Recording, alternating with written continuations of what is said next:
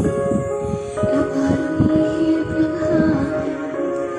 Ako'y nakahina dahil sa'yo. Ay naman, di bakit ko'y ngayon ay nalaman ko sa'yo.